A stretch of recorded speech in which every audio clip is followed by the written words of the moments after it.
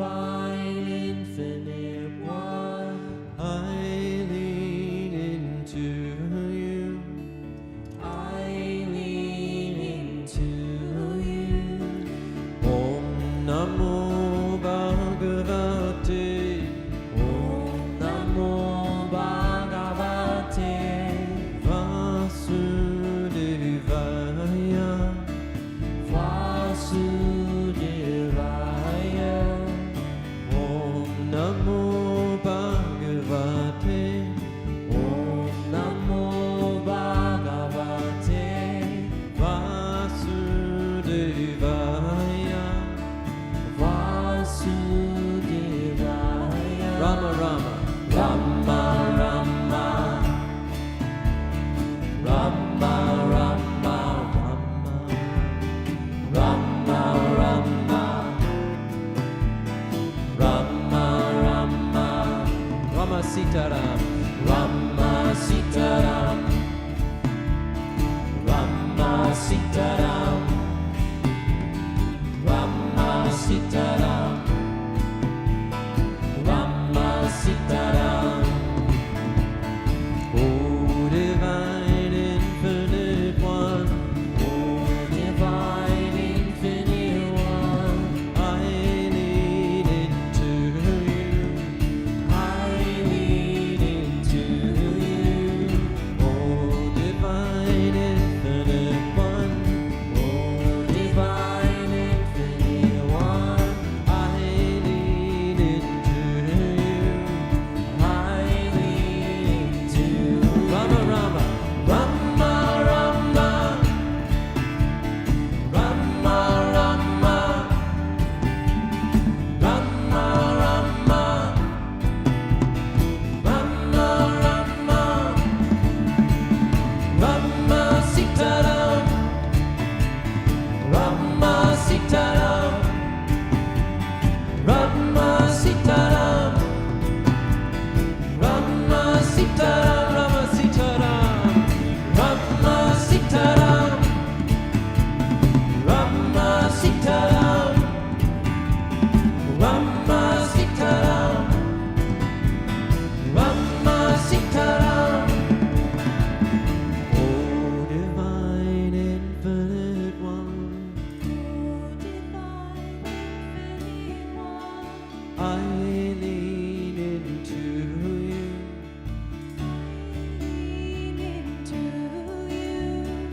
Oh, divine infinite one. I lean into you.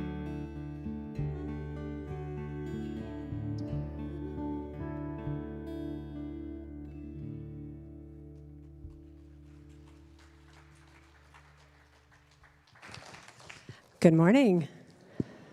What a beautiful way to start our morning. How about we show a little love to our musicians and say, and welcome back, Christopher. I'm Nancy Reynolds, a member of the Center, happy to be sharing this fine Sunday morning with all of you. What does it mean to fall in love with the divine? This is what the practice of Sufi Islam emphasizes. It takes the teaching that Allah, what we might call spirit, is closer than our jugular vein, and it builds an entire tradition around it. For the Sufis, their spiritual journey is an awakening to something that is always intimate and always present. One life that seeks to know itself more fully through each of us. Whether you're in the sanctuary with us this morning or if you're watching us online, you are welcome here, where we seek to experience this life through the beautiful diversity within our community. Would you please join me in reading our mission? The Center for Spiritual Living is a spiritual community that promotes global transformation through personal transformation. Our purpose is to awaken humanity to its spiritual magnificence.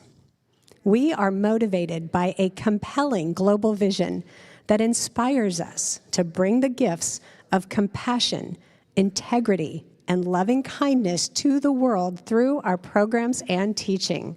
Together, we are helping create a world that works for everyone. We work towards this mission through our 5 spiritual practices. Would you read those with me as well, please? Spiritual study, affirmative prayer, meditation, selfless service, and spiritual circulation. We would now like to extend a warm welcome to our first-time visitors. If you are visiting with us for the first time, I'd like to invite you to stand as you're able or just raise your hand. We would like to bring you a welcome packet and a flower as a token of our gratitude that you're with us this morning.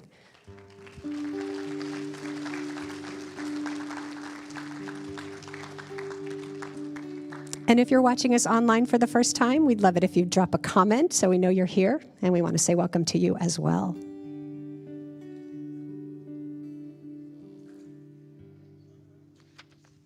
I trust that somewhere between the music, the meditation, the prayer, the practices, and the message from Reverend Russ is exactly what each of us is ready for the next step of our spiritual journey.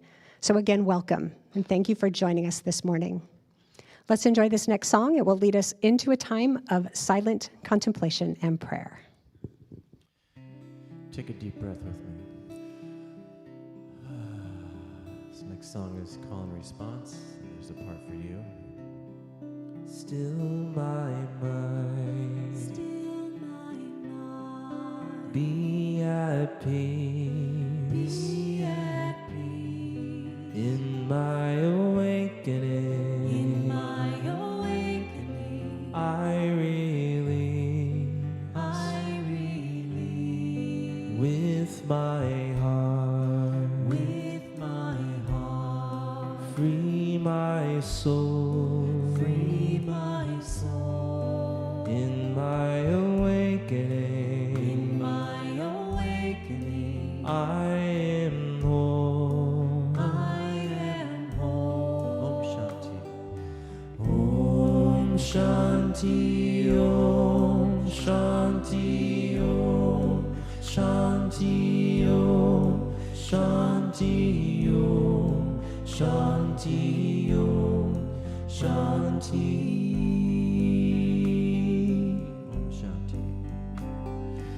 Om Shanti, Om Shanti, Om Shanti, Om Shanti, Om Shanti, Om Shanti. As I love, as I give, in my awakening, I choose to live, give me strength, shine your light, in my awakening, clear my sight, Om Shanti, Om Shanti, Om Shanti, Om Shanti, Om Shanti, Om Shanti.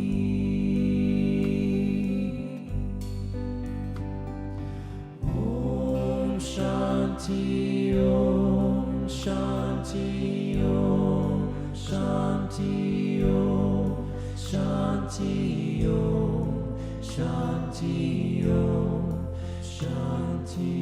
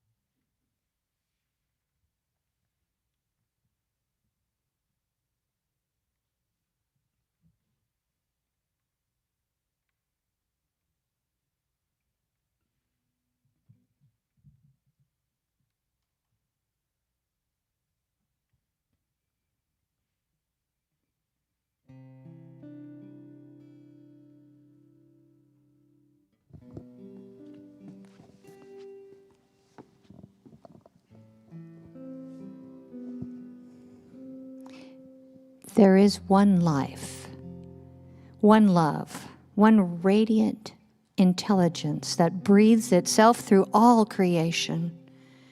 And it is this essence that is not distant. It is intimate.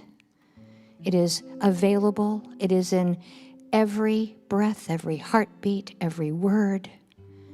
And what power it has by the love and devotion that it gives to spirit. It births the cosmos, spins the planet, pulls the tides and runs the rivers and loves its creation. And I know that I am part of this harmony. It's in me and as me. And as this is true for me, I know everyone in this room, online, and beyond is part of that everlasting, infinite love. And it is a creative power that becomes and grows and becomes more. And it is ours to use, this power and presence. And I speak my word right now and bless the message by Reverend Russ and bless the chanting and the music by our remarkable band.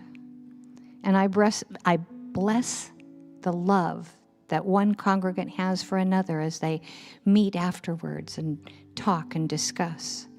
And as they go out through the week, they carry this love in their heart that enables them to see the face of God in those they encounter. And it is with a profound thankfulness that resides in my heart that I surrender this prayer into the law of mind, knowing that it is done and done well. And together we say, and so it is. Good morning. I am Tamira Hume, a practitioner here at our center, and I invite you to read the affirmation with me. I surrender to the rhythm of divine order and peace, and so it is.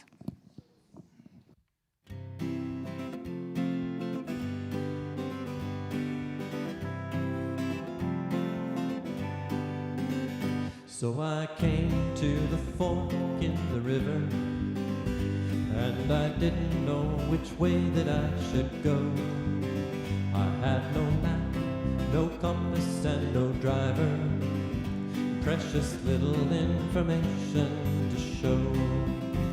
It can be hard in this life to make decisions, and it's an altogether common thing to fail. But as I surveyed my current situation, I decided to just go ahead and sail. There is no one way, there is no foolproof plan, no faithful final chance. I just wake up each day and do the best I can, and when I hear the music dance, I confess I get confused quite often. Sometimes I hardly ever get it right, but I think life's about just facing fear and trying. So I just point my little boat towards the light. There is no one way, there is no foolproof plan, no faithful final chance. I just wake up each day and do the best I can, and when I hear the music dance. So whatever you're facing, just remember this, that control you've been craving cannot be. Just take a long deep breath and remember this, you'll be alright. You'll see, there is no one way, there is no foolproof plan, no faithful final chance. I just wake up each day and do the best I can, and when I hear the music dance. There is no one way, there is no foolproof plan, no faithful final chance. I just wake up each day and do the best I can, when I hear the music and sing it with us.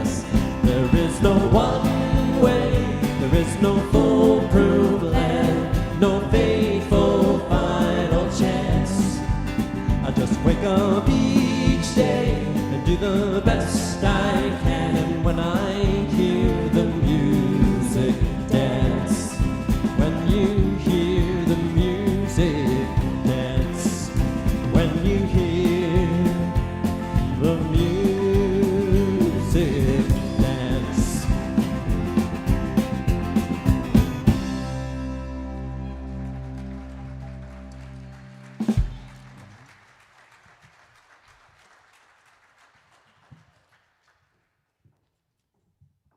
Good morning. Y'all are awake now, huh? Thank you again to Christopher and Atreyu and Astra and Brett and Nick for waking us up with some incredible music today. Now, before we begin our time together, I want to take a moment to honor Reverend Jesse Jackson Jr. Sorry, Senior, not Junior. He was an activist for equal rights for much of his life, and he recently passed away. And I'd like to share some of the highlights of the incredible impact that he made on the world.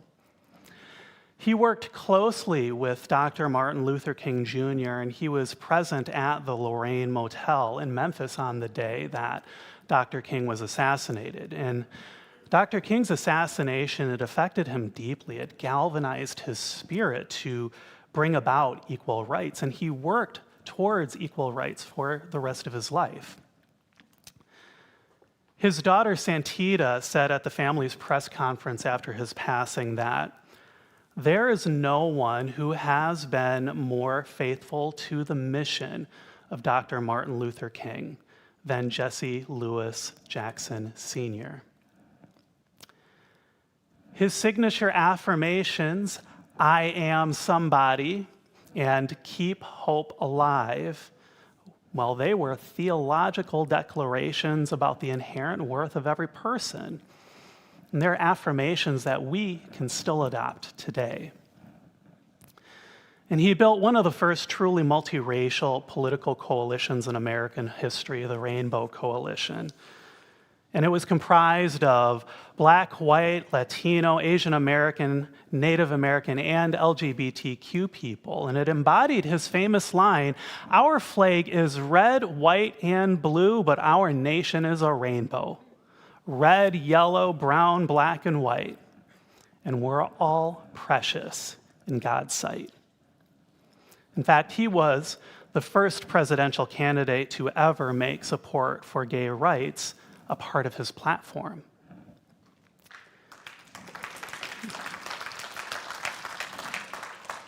And his son Yusuf said, what sustained him at the end of his life wasn't the desire for more life, but rather a desire for more service. So today, let us pause to honor a man who truly worked toward a world that works for everyone.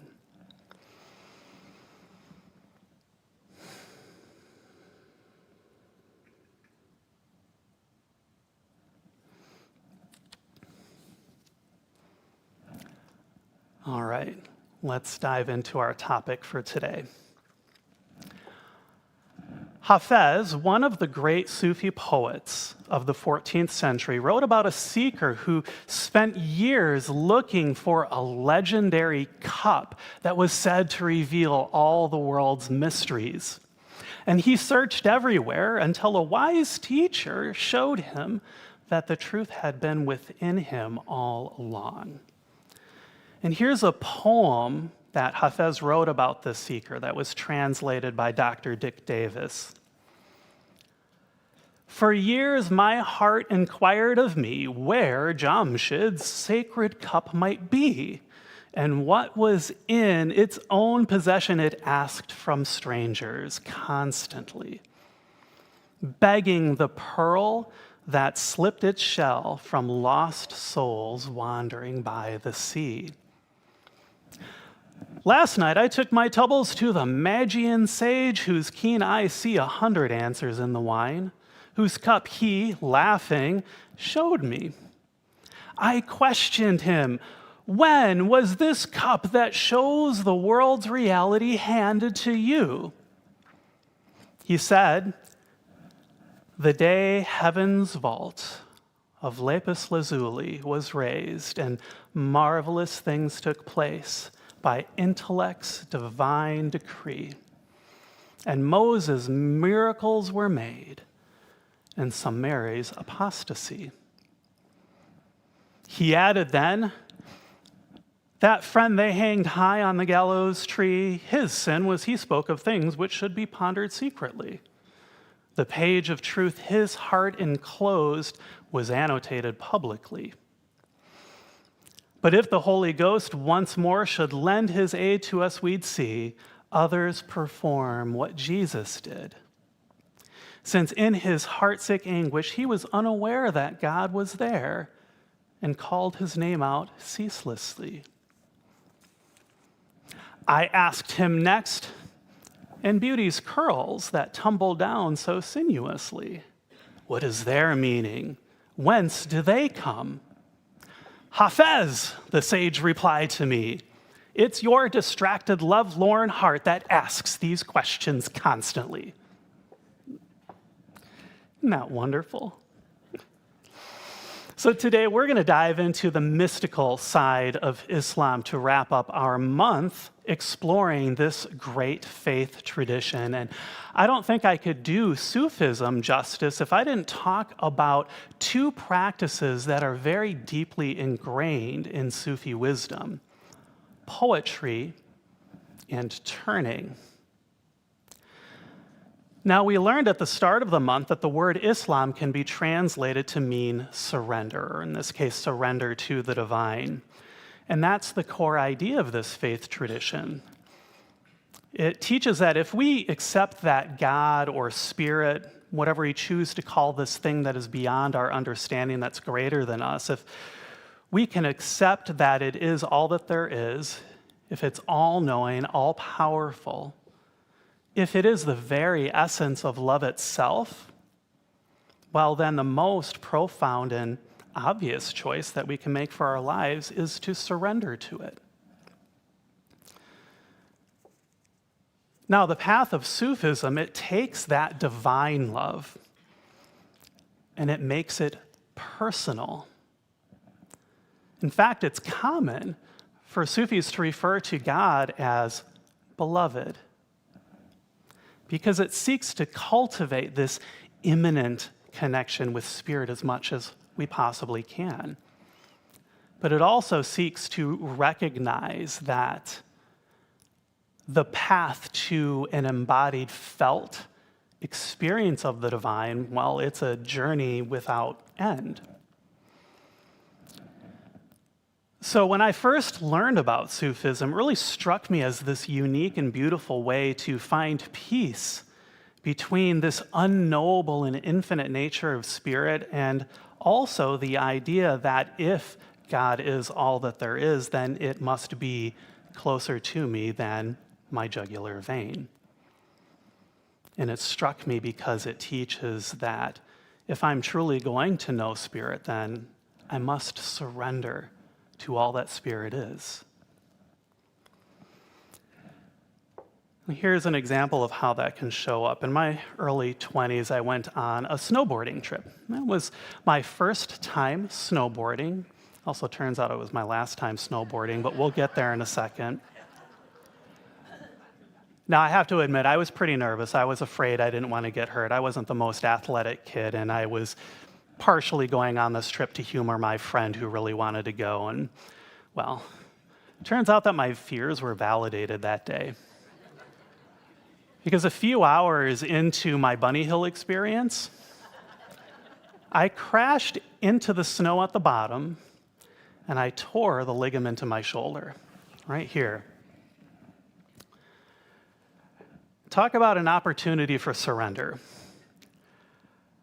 But here's the thing, I didn't quite know how to surrender back then. And I remember that I was in my friend's truck on the way home to get to the hospital, which was about 2 hours away, having to build a relationship with this fire in my shoulder that just would not go away.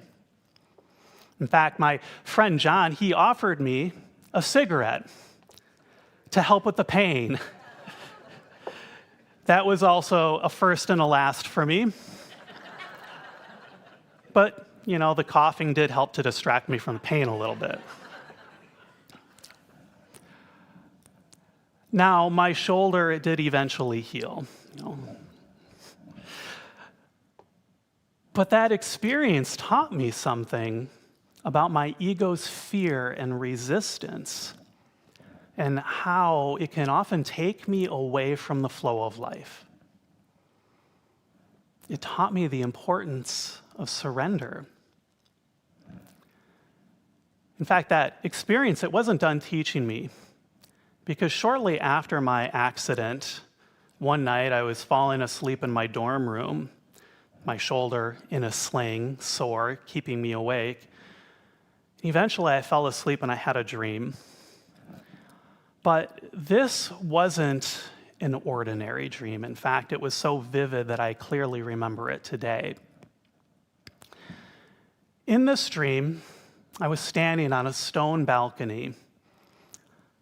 It's held up by these large columns that look like they're out of Roman architecture, and I was looking out at the night sky before me.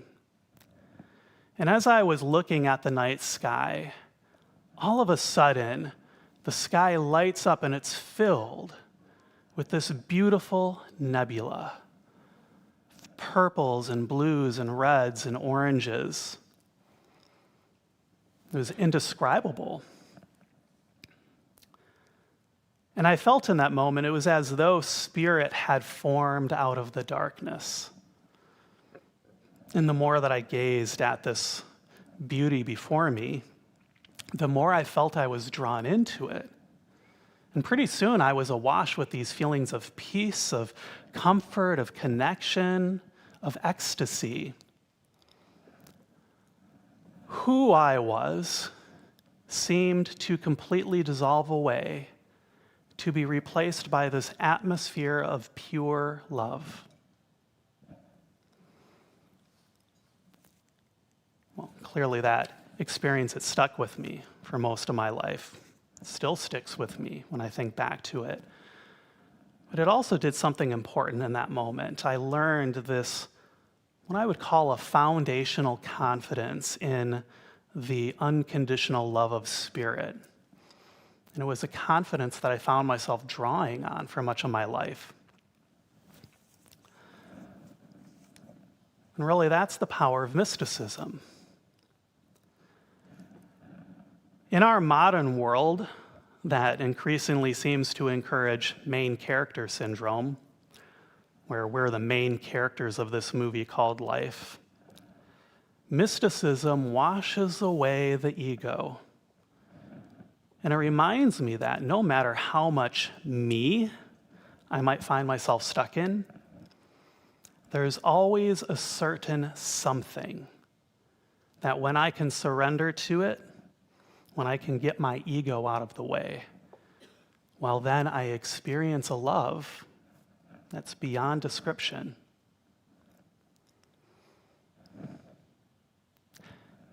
That's ultimately what I think Sufism is about. It asks me, how can I get my ego self out of the way so that in that space that's created, I can discover a divinity that is closer than my jugular vein? Have you ever asked yourself, where might I surrender?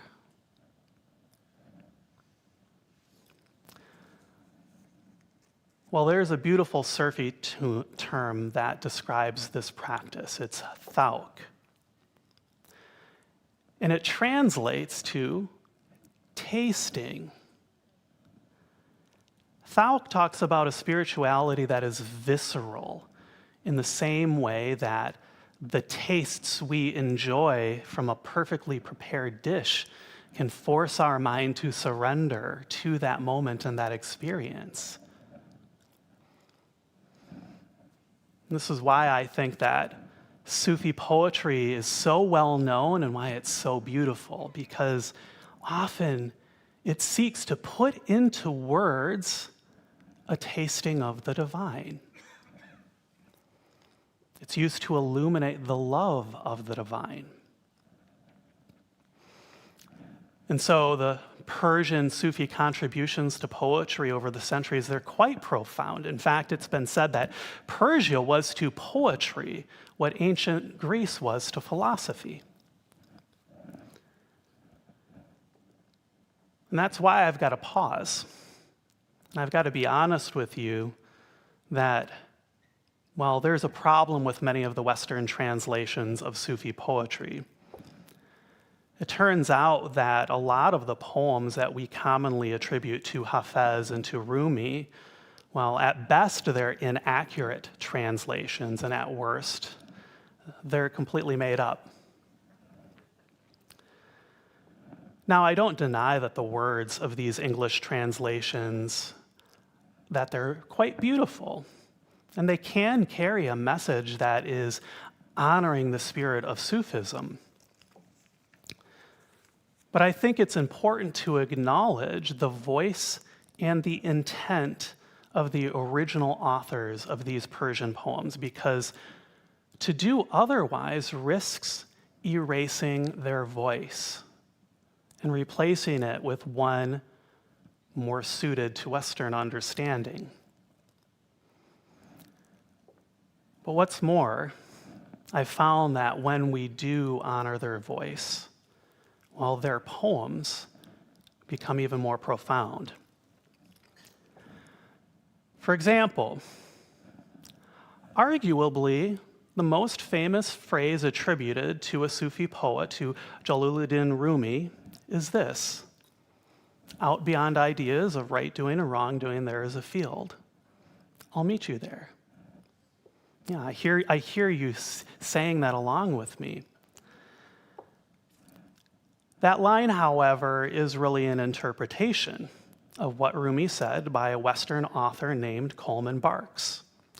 He did not speak Persian. So here's a more accurate translation from Rumi scholar Ibrahim Gamard. Beyond Islam and unbelief, there is a desert plain. For us, there is a passion in the midst of that expanse. The knower who reaches there will prostrate. There is neither Islam nor unbelief, nor anywhere in that place.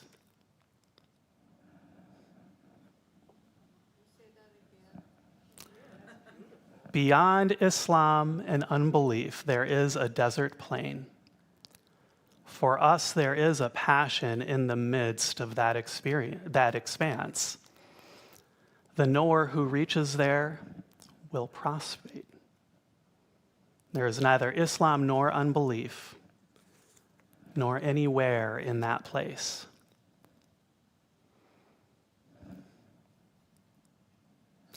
Now remember the era that Rumi would have written this. To speak of something beyond his own religion and the religion of those around him, well, that could be considered radical and even blasphemous. In fact, that in some circles might be considered radical and blasphemous today.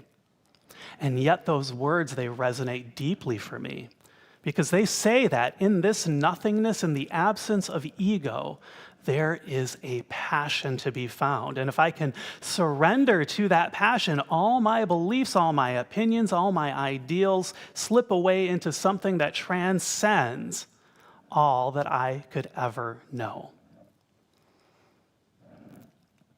Rumi's words speak of what it means to experience the infinite that's beyond all human knowing. Now, I want to be clear that I do love and enjoy the Coleman Barks interpretation of this poem. It's one of my favorite poems, but I have to see it as separate from Rumi's poem. I have to see it more as an inspired creation that Barks picked up from his love of Rumi. And I share this because I feel that over these next months, when we're exploring the world's faith traditions, it's important for me to be grounded in honoring what these traditions do and do not teach, so that I can, as best as possible, avoid creating new meaning where there might not be any. So whether it's through the poetry of Hafez and Rumi, or maybe through a Barks translation or interpretation of it, I think the invitation's the same. Surrender the small self so that I might discover something profound and deep within me. Again, I ask you, where in your life can you surrender to Spirit? Well, that brings me to turning. You might have heard the term whirling dervish. And a dervish is a student of Sufi Islam. And whirling, or turning as it's more accurately called, is a practice of Sufi followers who spin in flowing white robes as a form of prayer and meditation. And this practice called Sima was developed, I love this, I love how this was developed. It was developed by the followers of Rumi after they witnessed him spinning in ecstasy in the middle of a market. And I think it's one of the most beautiful expressions of thawk, of tasting, that I can think of. When a dervish turns, one hand is raised to the sky and the other faces the earth. The idea is they become a channel, receiving divine love from above and then pouring it into the world below. And as they spin, the ego dissolves. There's no room for main character syndrome when you're turning, lest you bump into your neighbors or trip over your feet. There's only the turning and the presence of the beloved. Now, what strikes me about this practice is it teaches me that the divine can be found in movement, in all kinds of movement. Perhaps you have a movement practice, and whatever that practice is, my invitation to you is, well, the next time that you find yourself moving, whether you're dancing or you're turning or you're simply going for a walk, see if you can find that point where your ego dissolves and you feel something greater in the movement.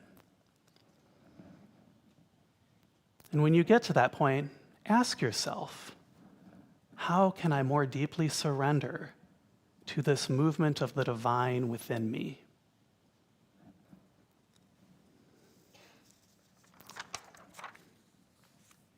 And so Sufism, in its poetry, in its turning, in its love for the beloved, reminds me of something that we teach here at the center every single Sunday. The sacred is already within you. In fact, think about Sufi poetry. To me, Sufi poetry sounds a lot like this beautiful and creative way to speak the recognition and unification steps of a science of mind, spiritual mind treatment.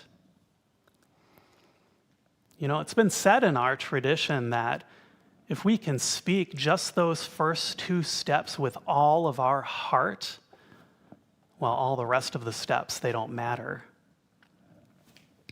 And I suspect that this is something that Rumi and Hafez knew intimately. And so that's what I think that it means to be Sufi. To nurture this devotional love affair with the divine, with the beloved, a relationship that's so close that when we can surrender to it, all ideas of ego fall away. It's a relationship that promises an ecstasy that can only be glimpsed through poetry and through the dance of life. As Rumi taught me, a passion exists in the middle of that vast expanse of being, just waiting for me to surrender. So my question for you, it has not changed. Where will you surrender to the beloved? Where will you surrender to that unconditional love that can be found within a violet sunset, within the chorus of waves crashing upon a beach, within the songs of birds and bards alike? Where will you surrender to the beloved within you? Well, let us, as Rumi and Hafez often did, surrender now through the power of prayer. And if you'd like a copy of this prayer as well as that Hafez poem, I have printouts for you on your way out today. But I invite us to turn within. Beyond all ideas, all thoughts, all words, all deeds, there is the beloved, the indescribable source of all creation. It is that which moves and that which holds, that which is incomprehensible and that which is closer than my jugular vein. It is this unity I sense in myself now. Within me always is the beloved, holding me close in its compassion, its courage, its creativity. The unconditional love of the Divine One flows through every aspect of my being. I choose to surrender to the beloved within. In so doing, I know that I open myself to a love so grand it cannot be spoken of. As I surrender, I know my life is guided and sustained by this love. All that is mine to do is simply to accept it in its fullness. As I accept this love, I allow myself to be a channel for this love to flow freely throughout the earth, knowing that as I am sustained by this love, so too does this love sustain all who I share it with. Feeling this love fills me with gratitude for the boundless generosity of the beloved within. I release my word into that aspect of the beloved that joyfully creates all it is given, and I surrender. And together we say, and so it is. I invite you to take a nice deep breath, breathing in. Let out a big sigh. We use our breath to help us to transition to our practice of supporting this community with our financial good. And there are many ways that you can give here, but I want to share some of them with you. Today, you can go to our website, cslsr.org/donate, if you'd like to give online. We also have text to give that I use. It's quite easy and fun. And we will also be passing the baskets today. So I invite you all to hold your gift close to your heart as a symbol of your heart connection to this community. And I invite you to repeat after me. I am somebody. Keep hope alive. And so it is. Ushers, please receive the gift.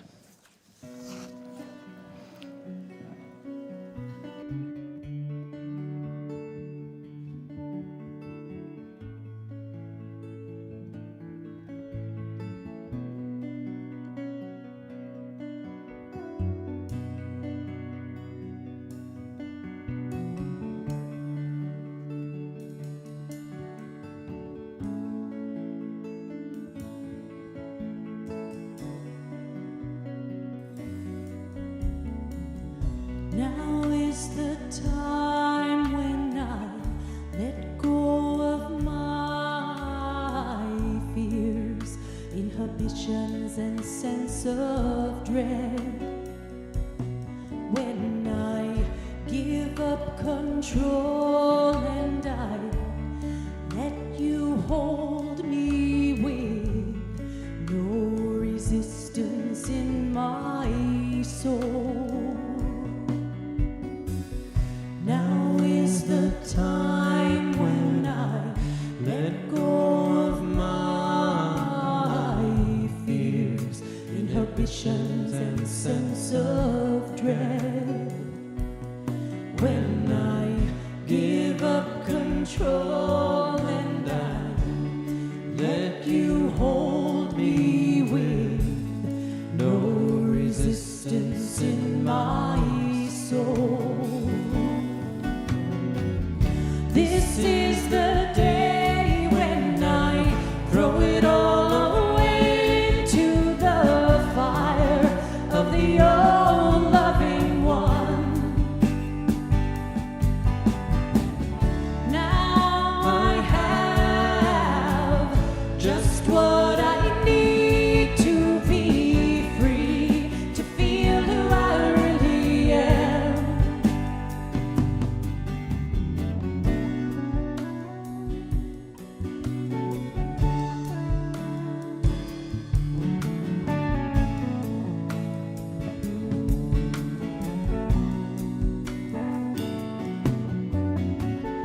Here is the place where I fall into grace and release into the sweetness of your love. I surrender and I remember the light and the beauty that I am. This is the day when I throw it all away into the fire of the all-loving one. Now I have just what I need to be free, to feel who I really am.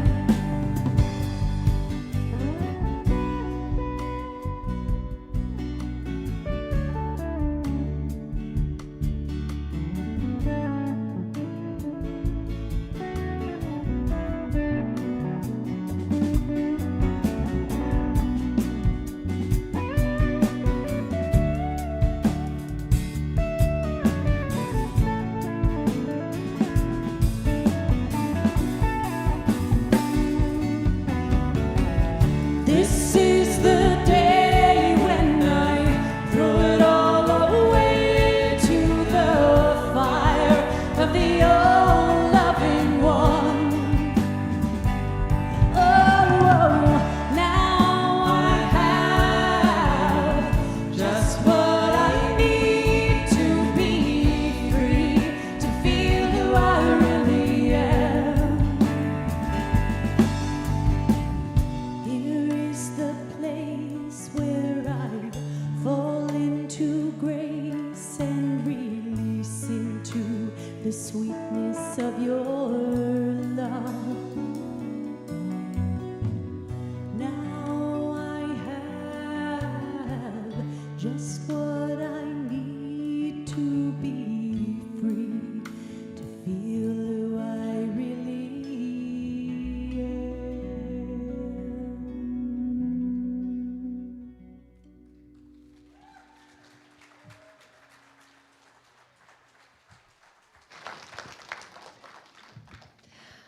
Well, after that beautiful music and that inspiring message, I'm finding I want more. I want more study. I want more spiritual practice. I don't know if anyone else is feeling that way. I'm just really grateful for all of that.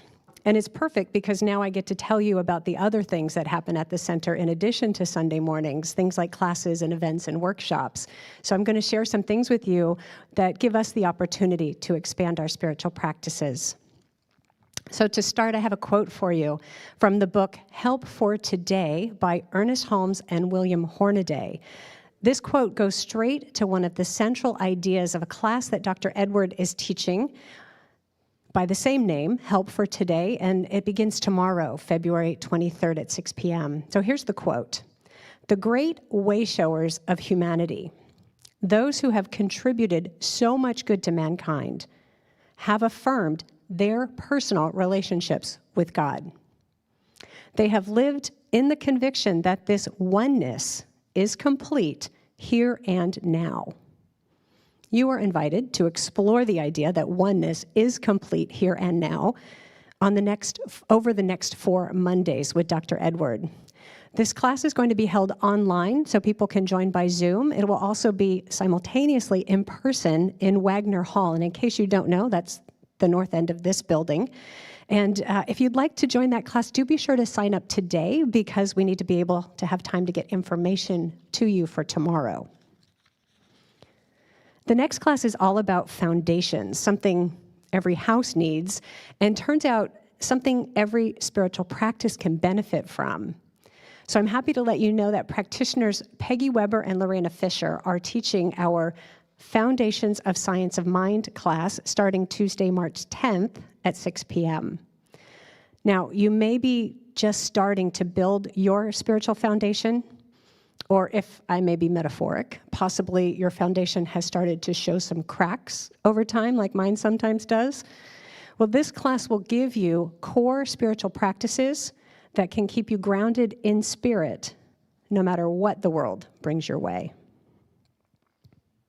Next, a workshop. Recovery from addiction can be challenging. In the science of mind, we might view addiction as a symptom of the ways we have cut ourselves off from the spirit within. This is the idea that grounds this upcoming workshop. It's called Conscious Recovery, and it's led by practitioner Denise Poole and certified substance abuse counselor Marielle Taylor. Denise and Marielle share that if you're in recovery, this workshop will provide tools that can help you rediscover your inherent wholeness. So, they say, you can live a life rooted in confidence and freedom. The workshop is on Sunday, March 8th at 1 p.m., and that's here at the center. Okay, one more class. You heard Reverend Russ talk so beautifully about the mystic side of Islam today. Well, what about the mystical side of the science of mind? And while we're at it, how can we use our teaching to feel and embody the spirit within? These are the questions that you'll be exploring in our upcoming class, The Mystical Path, which is going to be led by Reverend Tara Steele. And in this class, you'll discover your own inner mystic through meditation, self-inquiry, and rich discussion. This class starts on March 12th.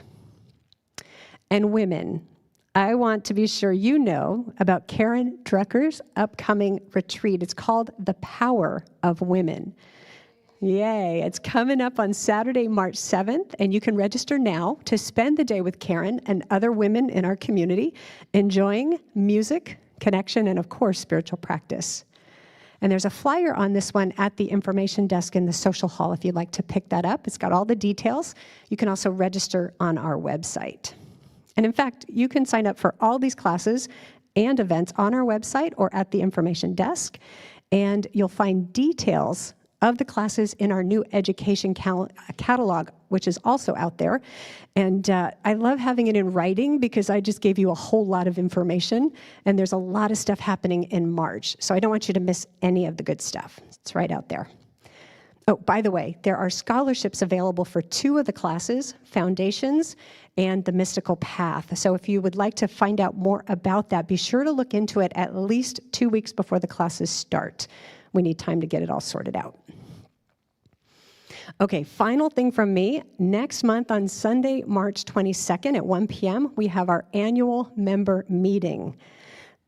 This is a sacred time of stewardship where our members tend to the business of the center. We're going to hear a special update from Dr. Edward about our new senior minister search committee. We'll hear about the capital campaign to replace our roof. And we're going to vote on new trustees to our board and also show appreciation to our outgoing trustees. Yeah. And then we'll cover what other business items need our attention. Now, to hold this meeting and take care of business, we need a quorum of membership. So if you are an active member in our community, we ask that you register to attend the meeting, and you can do that on our website, and we ask that you do that today, just today. Done, check it off the list. It'll be held on Zoom, so you can even attend from the comfort of your own home. And again, that's Sunday, March 22nd. So thank you for being here this morning and being part of our community. And you can continue in community this Wednesday at 7 p.m. when Reverend Russ will lead us in a spiritual practice focused on embracing spirit. See you there.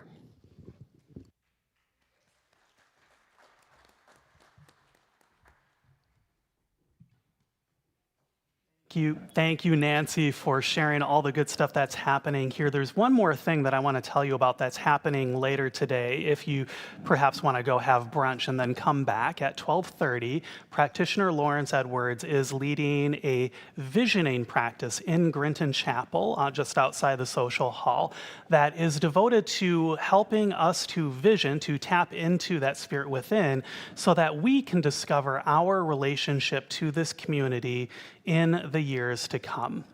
So I invite you to check that out with him. I know it's going to be a powerful practice.